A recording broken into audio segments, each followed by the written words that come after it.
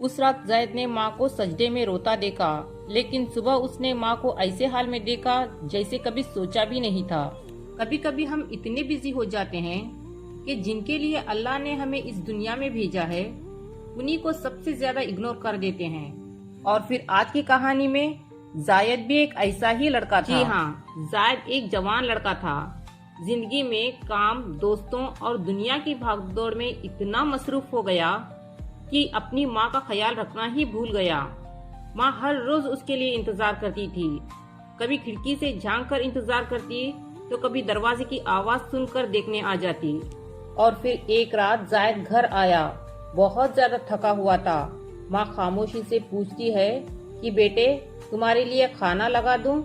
तब जायद को बहुत ज्यादा गुस्सा आया और गुस्से में बोला, माँ प्लीज मुझे तंग मत करो। जायद की गुस्से वाली आवाज सुनकर माँ चुप हो गई, जैसे दिल अंदर से टूट गया हो माँ का। उस रात जायद ने देखा कि माँ सजदे में बैठी रो रही थी।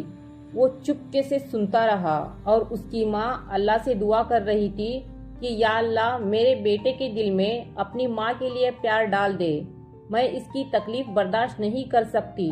और फिर दूसरे दिन सुबह जायद ने माँ को उठा नहीं देखा। वो हमेशा की तरह खाना देने नहीं आई और जायद दौड़कर माँ के कमरे में गया और देखा कि माँ तस्बीह हाथ में लिए खामोश पड़ी थी और तस्बीह के एक दाने पर एक आंसू जम चुका था और पास में ही एक छोटी सी चिट्ठी रखी हुई थी और अब भी चिट्ठी में वही लिखा हुआ था।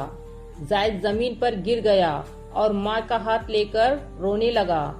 माँ एक बार आंखें खोलो, मैं पूरी तरीके से बदल गया हूँ, लेकिन बहुत देर हो चुकी थी।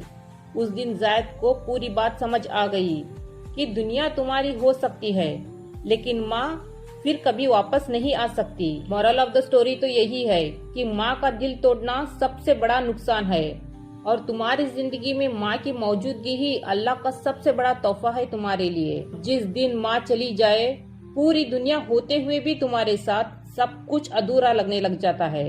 आई होप कि जायद की माँ की अहमियत वाली ये स्टोरी आप लोगों को पसंद आई होगी, तो इसे लाइक शेयर कमेंट करना ना भूले और ऐसे ही मजीद मोटिवेशनल स्टोरीज के लिए हमारे चैनल को सब्सक्राइब करें। जज़ाकल्लाहु खैर।